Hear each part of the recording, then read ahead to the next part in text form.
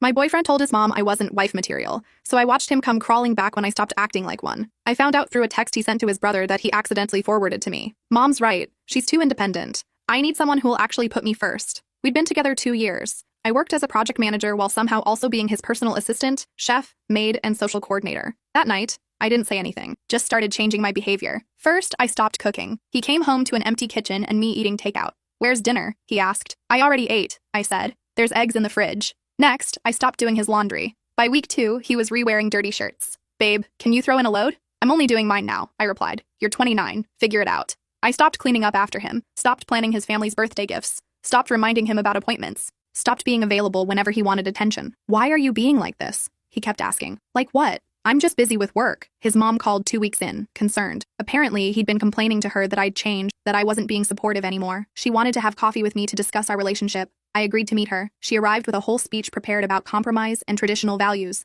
I let her talk for 10 minutes before sliding my phone across the table. On the screen was the text he'd sent his brother, and several others I'd found after that. Comments about how I was good for now but not the marrying type, how his mom had been pushing him to find someone more domestic. His mom went silent, reading through everything. "I've been doing everything for him," I said quietly. "Cooking, cleaning, managing his entire life while working 50 hours a week. And apparently, that still wasn't enough to be wife material." She looked up at me with tears in her eyes. "I didn't know he felt this way. I never meant, you told him I was too independent." She flinched. "I worried you didn't need him, but I see now that needing someone and doing everything for them are different things." She actually apologized. Then told me her own story about her marriage and what she wished she'd done differently. Meanwhile, her son was falling apart. He'd called her crying about how the apartment was a disaster, and he couldn't keep up. How he'd been late to work 3 times because no one reminded him. How he'd missed his dad's birthday entirely, because I'd always handled that. "He's asking me for advice on how to win you back," his mom said. "What did you tell him?" "That he doesn't deserve you. Not unless he fundamentally changes." I smiled. It felt good to hear. 2 days later, he showed up at my office with flowers and a speech about how he'd realized what he'd lost, how he wanted to go to therapy, learn to be self-sufficient, prove he could be better. "I love you," he said desperately. "Please give me another chance."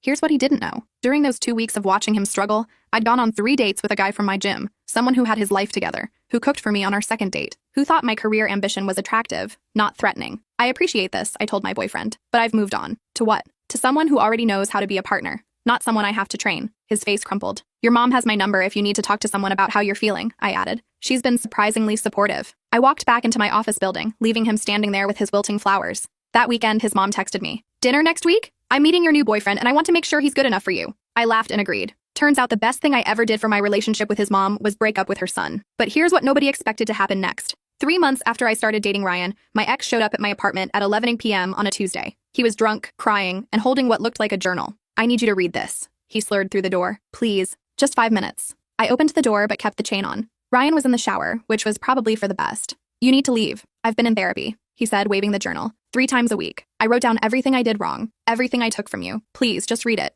His eyes were bloodshot. He looked like he hadn't slept in days. Despite everything, I felt a pang of concern. "Send it to me," I said. "But I'm not promising anything." "No," he insisted, his voice rising. "You need to read it now, while I'm here, so I can explain." That's when Ryan appeared behind me, towel around his waist, water still dripping from his hair. "Is there a problem?" My ex's face went from desperate to furious in seconds. "This is him? The guy from the gym?" "You need to go," Ryan said calmly, but his hand was on my shoulder, protective. "You don't know what we had," my ex spat. "You don't know her like I do." "I know she does her own laundry," Ryan replied. "Now leave before I call the police." My ex threw the journal at the door and stormed off. I called his mom the next morning. She picked up on the first ring. "He showed up at my place last night, drunk." She sighed heavily. "I was afraid of that. He's been obsessing over this therapy, convinced if he just changes enough, you'll take him back. That's not how this works." "I know. I've told him that. His dad's told him that. But he won't listen." She paused. "Can I be honest with you?" "Of course. He's starting to scare me. He's lost weight. He's not sleeping. He got written up at work for missing deadlines. Yesterday, I found him sitting in his car outside your office building for 3 hours. My stomach dropped. He's stalking me? I don't know if I'd call it that yet, but I'm worried it could head that direction if someone doesn't intervene." I spent the next week looking over my shoulder. Then his brother called me. We'd always gotten along during the relationship, and he'd apologized after the breakup for his brother's behavior. "He's checking himself into a facility," he said. "Inpatient treatment for depression and obsessive behaviors." "Good," I said, and meant it. "But there's something you should know. Mom found something in his apartment. A box of your things, not stuff you left behind, stuff he'd taken. Your old work badge that you thought you'd lost. Photos from your phone that he'd printed. A shirt you'd been looking for." I felt sick. How long has he been doing this? Probably the whole relationship. Maybe before. We're all kind of freaking out right now because we're realizing we never really knew him. I filed a restraining order that afternoon. His mom supported it, even testified on my behalf about his deteriorating mental state and the box of my belongings. The judge granted it immediately. 2 months later, I got a letter from his therapist. He'd authorized her to contact me. "I want to be clear that I'm not asking you to forgive him or have any contact with him," she wrote. "But I thought you should know that his treatment has revealed a pattern of obsessive attachment that predates your relationship. He's being properly medicated now and taking this seriously. He's asked me to tell you he understands why you need boundaries and that he won't violate the restraining order." I showed Ryan the letter. We were in his kitchen, and he was teaching me how to make pasta from scratch. "How do you feel about it?" he asked, not looking up from the dough. Relieved? Sad? I don't know. Part of me wonders if I missed signs. Don't do that to yourself. Manipulative people are good at hiding who they are. He looked up at me then. "You're safe now.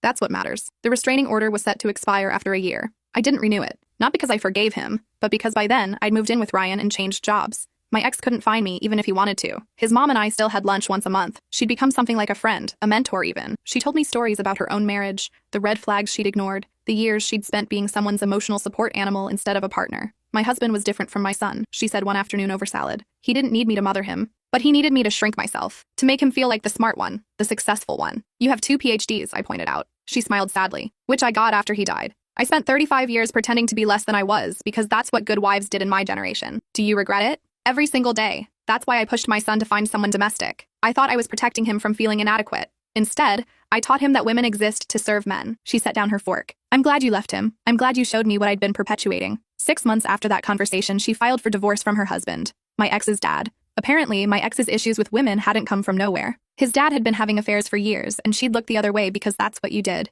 But watching her son's breakdown had triggered something in her. "I enabled both of them," she told me over coffee the day her divorce was finalized. "I taught my son that women would always be there to clean up his messes because I always cleaned up his father's messes." She looked younger somehow. "Free. I'm 62 years old and I'm finally going to find out who I am without a man defining me." She started a blog about women over 60 reclaiming their lives. It went viral within weeks. She got a book deal, started speaking at conferences, became this whole inspiration for women leaving late-life marriages. Meanwhile, my ex's dad was not handling the divorce well. He'd assumed she'd never actually leave. When she took half of everything and moved into her own condo, he started calling me. "You did this," he said during one particularly nasty voicemail. "You poisoned my wife against our family." I blocked his number, but then he showed up at my new office. Security had to escort him out. His ex-wife got another restraining order, this one protecting both of us. "Like father, like son," she said grimly. I should have seen it coming. A year into my relationship with Ryan, he proposed. We were hiking, something I'd never done with my ex because he'd never wanted to. Ryan had packed a picnic, and at the summit, with the whole valley spread below us, he got down on one knee. "I've watched you reclaim yourself this past year," he said.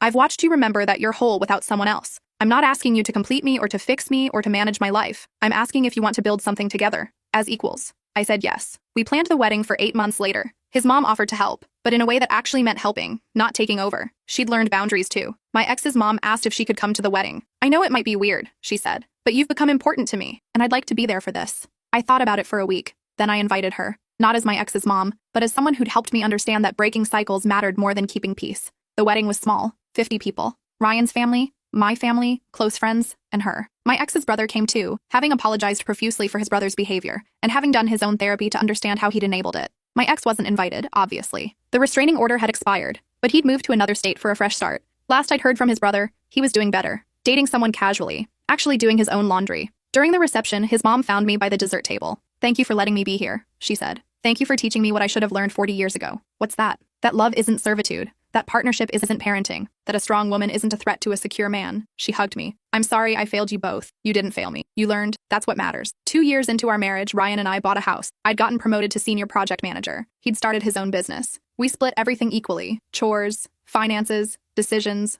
all of it. One Saturday, while we were painting the nursery, yes, we were having a baby, my phone rang. Unknown number. I almost didn't answer. "Hello? It's me? My ex." His voice sounded different, older somehow. "I know I shouldn't be calling. I know we haven't talked in 3 years. But I needed to tell you something, and then I'll never contact you again." I put the phone on speaker so Ryan could hear. "I'm getting married," my ex continued, "to someone I met in group therapy, and I realized I never really apologized, not for the right things." "You don't need to." "Yes, I do. I spent our entire relationship seeing you as someone to fix me, someone to manage my life because I was too lazy or too entitled to do it myself. I blamed you for having boundaries. I stalked you when you tried to leave. I made my mental health your responsibility." He took a shaky breath. "My fiancé made me realize something. She told me that before she'd marry me, I needed to make amends with the people I'd hurt. Not for forgiveness, just for accountability." "Okay," I said carefully. "I'm sorry I wasted 2 years of your life. I'm sorry I made you feel like independence was a flaw. I'm sorry I let my mom's toxic expectations shape how I treated you. And I'm sorry for everything that came after." There was a long pause. "I'm happy now," I said finally. "I'm married. We're having a baby. I've built the life I wanted." "Good. That's good." He sounded like he meant it. That's all I wanted to say. I hope you have a good life. He hung up. Ryan set down his paint roller and pulled me close. How do you feel? Relieved? I think he actually meant it. His mom would be proud. Yeah, she would. His mom had actually been the first person we'd told about the pregnancy. She'd cried and told us she was honored. She'd also apologized again for not being a better mother-in-law to me when I was with her son, though I'd told her repeatedly that she'd more than made up for it. The baby came 7 months later, a girl. We named her after my grandmother. His mom, my former almost mother-in-law, became the most devoted grandmother figure I could have imagined. She'd show up with books and wooden toys, nothing plastic or gender stereotyped. I'm raising her to know her worth, she'd say, rocking our daughter. Something I failed to do with my own son. You didn't fail. You learned. Same thing you told me at your wedding. I'm choosing to believe you. Our daughter was 6 months old when my ex's brother called. He died, he said without preamble. My brother. Car accident last week. I sat down hard on the couch. What? He and his fiancée were driving back from a wedding venue tour. Drunk driver ran a red light. She survived. He didn't. I didn't know what to feel. Sad, relieved, guilty for feeling relieved. The funeral is on Saturday, he continued. Mom wanted you to know. She's not expecting you to come, but she wanted you to know. I talked to Ryan that night. I don't think I should go, I said, but I feel like I should want to go. Why? Because we spent 2 years together, because he was trying to change, because his mom has become family. None of those are reasons you owe him anything, even in death. He was right. I didn't go to the funeral, but I sent flowers to his mom with a note. I'm sorry for your loss. Call me if you need anything. She called 2 days later. Thank you for the flowers. And for not coming. What? The funeral was full of people who barely knew him. Old friends who hadn't seen him in years. Coworkers who found out on Facebook. Distant relatives looking for drama. You didn't owe him your grief. I appreciated that you recognized that. She paused. Can I come see the baby this week? I need to hold something alive and new. Of course. She came over that Thursday with a photo album. I found these in his apartment when we were cleaning it out. Pictures of you two? I thought you might want them, or might want to burn them. Either way. I flipped through the album. There we were, younger, smiling, before everything fell apart. I looked happy in these photos, but I couldn't remember feeling happy. I'm keeping one, I decided. The one from the art museum, to remember who I was before I learned to have boundaries. And the rest? I'm burning them? That weekend, Ryan and I made a fire pit in our backyard. I fed the photos into the flames one by one while our daughter slept in her carrier next to us. This is weird, right? I asked. Burning photos of your wife's ex? Little bit, Ryan admitted, but also kind of cathartic to watch. We laughed. It felt good to laugh about it. His mom stopped by the next day with homemade soup, something she'd started doing since the baby was born. I saw the fire pit, she said. Burned the photos? Most of them. Good. You're not erasing history. You're just choosing what to carry forward. She held our daughter while I ate the soup. Can I tell you something? Always. I used to think my biggest regret would be staying in my marriage so long. But actually, my biggest regret is that I raised a son who made you feel like you had to shrink yourself. I'm glad I get to help raise your daughter differently. You didn't raise him alone. His dad was there too. Exactly. And his dad taught him that women exist to serve. I taught him that love means sacrifice. But I didn't teach him that sacrifice goes both ways. She kissed our daughter's forehead. This little one is going to know she's enough, just as she is. 3 years after my ex's death, his brother got engaged. He called to invite us to the wedding. I know it's been a while since we talked, he said, but you were family once, and you're still close to Mom. It would mean a lot if you came. We went. It was a beautiful wedding. Nothing like the one my ex and I might have had. His brother's fiancée was confident, loud, opinionated,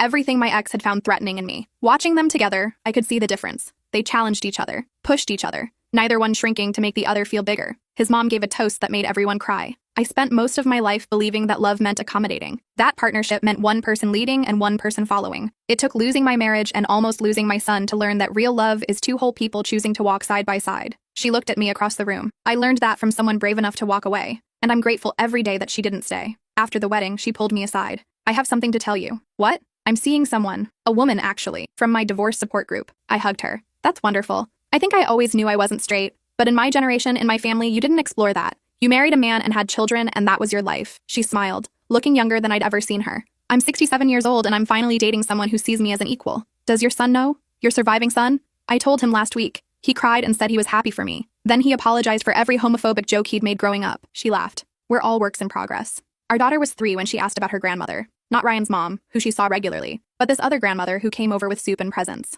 Is she your mommy? She asked me one night at bedtime. No, sweetie, she's someone who became my friend, but she's old like a grandma. She is. And if you want to call her grandma, I think she'd like that. The next time she visited, our daughter ran to the door yelling, Grandma, and her face lit up like the sun. Can I? She asked me quietly. Can I really? You already are. She cried while reading our daughter a bedtime story that night. Happy tears, she assured us, the kind that come from unexpected second chances. Last month, our daughter started kindergarten. I walked her to class that first day, and I saw other moms who looked frazzled, managing their partners' schedules along with their kids' schedules along with their own. And I was grateful. Grateful I'd learned to walk away. Grateful I'd found someone who saw partnership as collaboration, not delegation. Grateful I'd broken a cycle before I could pass it on. That night, Ryan and I sat on our back porch after our daughter was asleep. Do you ever think about him? He asked. Your ex? Sometimes. Usually when I see couples where one person is drowning and doesn't know it. You saved yourself, you know. Not me. Not his mom. You. I know. But you made it easier to stay saved. He kissed my forehead. That's what partnership's for. Not to complete each other. Just to make the hard stuff easier. My phone buzzed. A text from my ex's mom. She'd sent a photo of herself and her girlfriend at Pride,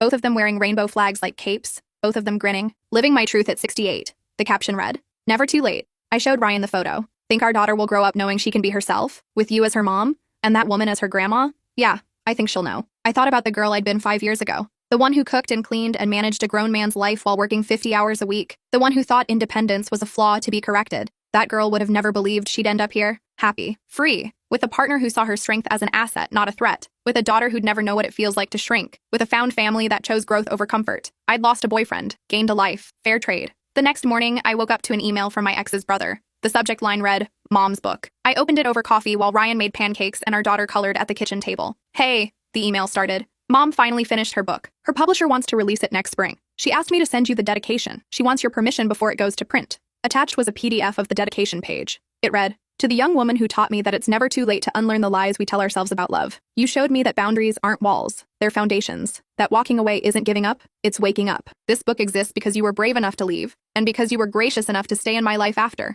Thank you for giving me a second chance to get it right." I read it 3 times, tears streaming down my face. "What is it?" Ryan asked, sliding pancakes onto plates. I showed him. "Wow," he said softly. "Are you going to let her use it?" Yeah, I am." I wrote back immediately, giving my permission and telling her how proud I was. She called me within minutes. "I was so nervous you'd say no," she said, her voice shaking. "Why would I say no? It's beautiful. Because I'm essentially admitting to the world that I raised a man who hurt you, that I contributed to that hurt. It's not a good look for me. It's an honest look. That's more important." She was quiet for a moment. "The publisher wants me to do interviews, a book tour. They think this message about late life awakening and unlearning toxic patterns will resonate. It will. You're proof that change is possible at any age." "I'm scared," she admitted. "What if people hate me? What if they say I'm a terrible mother?" "Some people will, but more people will see themselves in your story. The women who stayed too long, the mothers who accidentally taught their sons that women exist to serve, the people who are trying to do better but don't know how. You really think so? I know so." The book came out the following spring. She titled it Unlearning Everything, A Mother's Confession. Within 2 weeks, it hit the bestseller list.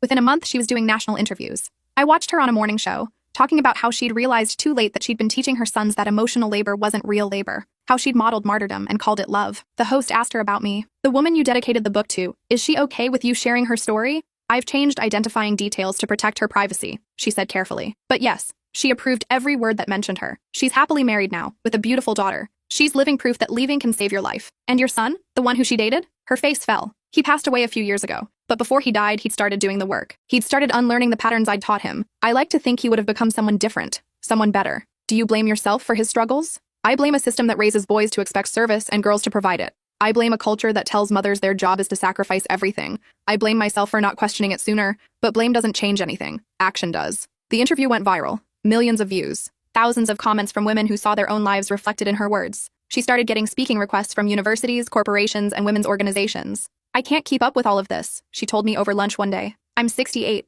I thought I'd be retired and traveling with my girlfriend. Instead, I'm accidentally a feminist icon." "Accidentally?" "I didn't set out to be a voice for change. I just wanted to apologize to you in book form. And now you're helping thousands of other women apologize to themselves." She smiled. "When you put it that way, I guess I can handle a few more speaking engagements."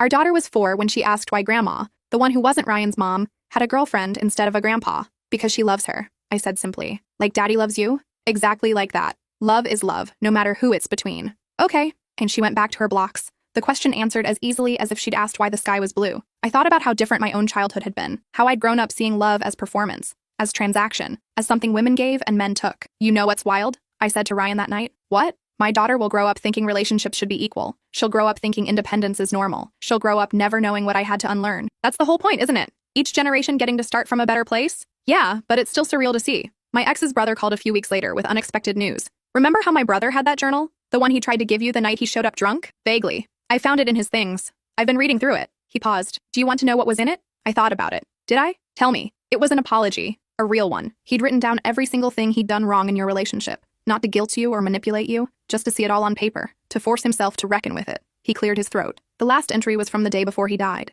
It said, "I hope she never reads this. I hope she's forgotten about me entirely. I hope she's built a life where men like me are just cautionary tales. That's what I deserve to be." I didn't know what to say. I thought you should know that he got it. In the end, he really got it. After we hung up, I told Ryan about the journal. "Do you want to read it?" he asked. "No, I don't need his apology. I made my peace years ago." "Good." But that night, I couldn't stop thinking about it. about a man who'd hurt me finally understanding the weight of what he'd done, about how death had come for him before he could fully become whoever he was trying to be, about how unfair that was and also how it didn't change anything. I still made the right choice. He still did the wrong thing. His growth, or lack of it, didn't change the facts. The next morning, I drove to his grave for the first time. It was in a cemetery about 30 minutes from our house. His mom had mentioned it once, but I'd never felt the need to visit. Until now. The headstone was simple. His name, his dates. A quote I didn't recognize. I stood there for a long time, trying to figure out what to say. I don't forgive you, I said finally. I don't think I ever will. Not for the manipulation, not for the stalking, not for making me feel like I was crazy for wanting basic respect. The wind rustled through the trees. But I understand you now.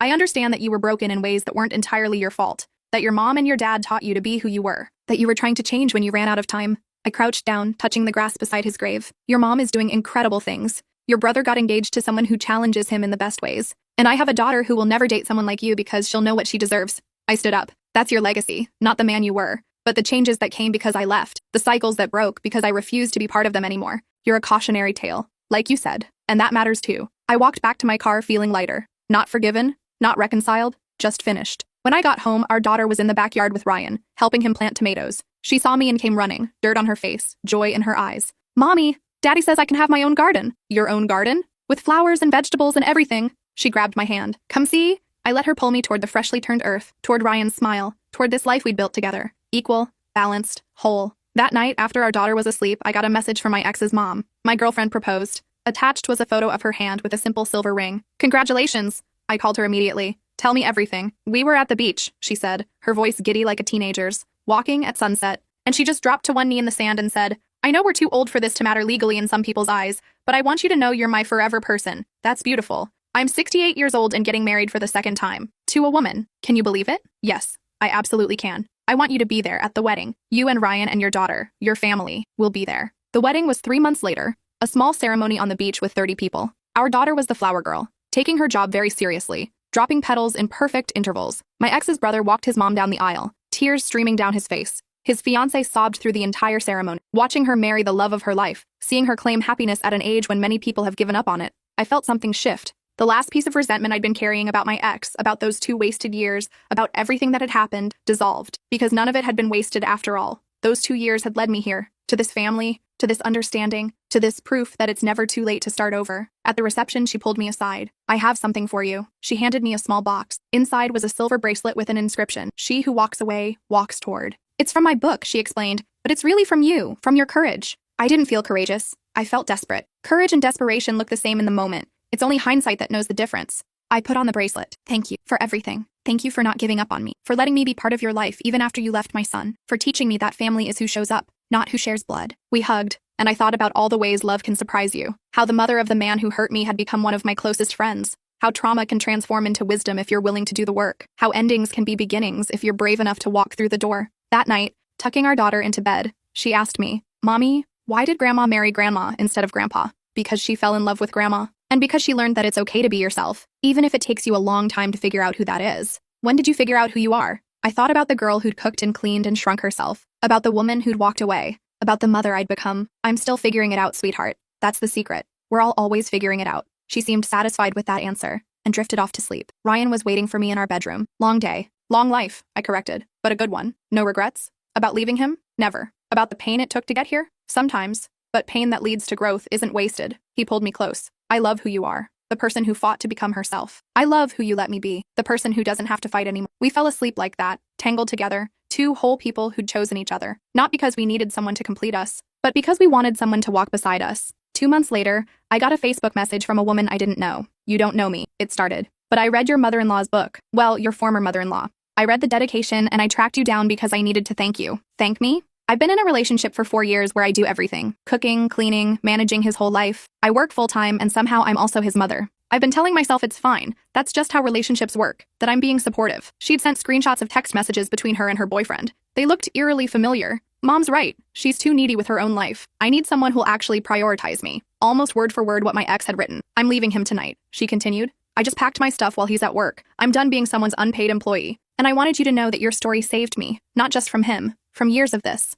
I stared at the message for a long time. Then I wrote back, you saved yourself. You're the one who chose to walk away. But I'm glad my story helped. You deserve a partnership, not a job. She responded immediately. Can I ask you something? Did it get easier after you left? Yes and no. The leaving was easy once I decided, but watching him fall apart was hard. Seeing the aftermath was hard. Waiting to see if I'd made the right choice was hard. And did you make the right choice? I'm married to someone who does his own laundry. I have a daughter who will never think independence is a flaw. I have a life that's mine. So yes, absolutely, yes. Over the next few months, I got more messages. Women who'd read the book, women who'd seen her interviews, women who were realizing they'd been playing the role of mother to grown men who should have been partners. I answered every single one. Some left their relationships. Some stayed and fought for change. Some were still deciding. But all of them were waking up. All of them were questioning the script they'd been handed. One woman sent me a photo of her and her boyfriend in a cooking class. He's learning, she wrote. Actually learning, not just watching me and then forgetting. I gave him an ultimatum and he chose to change. I'm cautiously hopeful. Another sent me screenshots of couples' therapy sessions. The therapist told him point blank that emotional labor is real labor, that I'm not his manager. He cried. But then he bought a planner and started handling his own shit. Not every story had a happy ending. Some women left and faced stalking, like I had. Some left and faced financial ruin. Some left and lost their entire social circles. But even those women thanked me. At least now I know I'm not crazy, one wrote. At least now I know my exhaustion was real. My ex's mom started a nonprofit. It was called Walk Away, Walk Toward, based on the inscription she'd given me. It provided resources for women leaving unhealthy relationships, legal support, financial planning, therapy referrals, everything I wish I'd had. I want to use my book money for something that matters, she told me. I want other women to have what you didn't have, a safety net. The organization grew quickly. Within a year, they'd helped 300 women leave. Within 2 years, they'd opened 3 shelters. She was featured in magazines, on podcasts, on news programs. Always, she mentioned me. The woman who taught me everything, she'd say. The woman who was brave enough to walk away from my son. One interviewer asked her, "Do you think your son would be proud of this work?" She paused, visibly emotional. I think my son was a casualty of a sick system. He was taught to expect service and call it love. If he'd lived, if he'd had more time, maybe he would have finished unlearning those lessons. Maybe he would have become an ally, but he didn't get that chance. So I'm doing this work in his name, to make sure other men don't become what he was, to make sure other women don't suffer what his girlfriend suffered. Our daughter was 5 when she announced she wanted to be a teacher when she grew up. Not just any teacher, she clarified. A teacher who teaches boys to be nice. Boys are already nice, I said carefully. Some are, she agreed. But Tommy pushed Emma at recess and said girls can't play soccer. I want to teach boys that girls can do anything. I exchanged a look with Ryan. I think that's a great goal, he said. But you know what? Girls can teach girls to stand up for themselves too. And grown-ups need to teach boys that girls aren't there to be pushed around. Like you teach me, Daddy? Exactly like that. She seemed satisfied and went back to her drawing. She was sketching a soccer field with girls and boys playing together. Later that night, after she was asleep, Ryan said, "She's going to be okay, right? In this world? More than okay. She's going to be the kind of person who doesn't tolerate bullshit, who knows her worth, who won't settle. Because of you. Because of all of us. Me, you, her grandmas, everyone who's shown her what healthy love looks like." The next week, my ex's mom called with big news. I've been offered a position at a university, teaching a course on gender roles and relationship dynamics. That's incredible. It means moving across the country. To California. I'd be 2,000 miles away. My heart sank. Oh, but, she continued quickly, my girlfriend and I talked about it. We decided we want to be closer to you and Ryan and our granddaughter. So I turned it down. You can't do that. This is your dream. Being close to family is my dream. I already missed raising one generation properly. I'm not missing this one. She moved to our city 3 months later. She and her wife, they'd made it legal the month after I last wrote about them. Bought a house 10 minutes from ours. Our daughter was ecstatic to have both grandmas nearby. They'd have sleepovers at their house, movie nights, baking days. She was learning that love comes in all forms. That family is chosen. That grandma and grandma made just as much sense as grandma and grandpa. On our daughter's 6th birthday, we had a big party in our backyard. Both sets of grandparents, aunts, uncles, friends from school, neighbors, watching everyone together, watching this family we'd built from broken pieces. I felt overwhelmed with gratitude. My ex's brother found me by the cake table. I think about him a lot on days like this, he said, wondering what his life would have looked like if he'd figured it out sooner. Me too. Do you ever regret leaving him? Not staying to help him change? I thought about it honestly. No, it wasn't my job to fix him. It was my job to save myself. Those are 2 different things. Mom says that a lot now, in her speeches. That women aren't rehabilitation centers for broken men. She's right. He smiled. You know what's funny? I used to think you broke my brother. When you left, I blamed you for his downward spiral. Now I realize you freed him. You gave him the chance to see himself clearly. That's a gift, even if he couldn't handle it. He was trying, at the end. Yeah, he was. We stood there together, honoring a ghost. Not the man he'd been, not even the man he'd almost become, just the space where he'd existed and what had grown from his absence. The party continued around us. Ryan was teaching kids how to kick a soccer ball. His mom was taking photos with her ancient camera. My ex's mom and her wife were setting up a craft table. This was my life now. Messy and imperfect and built on the rubble of what came before. But mine. Finally, completely mine. That night, after everyone had left and our daughter was asleep, I found Ryan cleaning up the yard. Leave it, I said. We'll do it tomorrow. Together? Together. We went inside and sat on the couch, exhausted and happy. Do you ever think about alternate timelines? I asked. Like what would have happened if you'd stayed with him? Sometimes. And I'm grateful every time that I didn't. That I walked away. That I found you. Best decision you ever made. Second best. I corrected. The first best was realizing I deserved better. He pulled me close. We sat there in the quiet, two people who'd found each other because we'd both learned to be whole alone first. My phone buzzed. Another message from a stranger. I read the book. I'm leaving tomorrow. Thank you for showing me it was possible. I showed Ryan. How many is that now? Hundreds. Maybe thousands. I stopped counting. You started something. His mom started something. I just lived my truth. Same thing. Maybe it was. Maybe refusing to shrink was radical. Maybe walking away was revolutionary. Maybe just being happy, just thriving, just existing as a whole person was the best revenge. Or not revenge. The best testimony. The best proof. The best offering to the women who'd come before me and the girls who'd come after. I thought about the girl I'd been, cooking dinner for a man who called me too independent. I thought about the woman I'd become, raising a daughter who'd never question her worth. That girl would have never believed this life was possible. But this woman knew better. This woman knew that anything was possible once you stopped asking permission and started taking up space. My daughter's laugh echoed from her bedroom, a dream maybe, or just joy escaping even in sleep. I squeezed Ryan's hand and thought, this is what walking away walks toward. Not perfection, not easy, just real, just whole, just exactly, precisely, beautifully enough.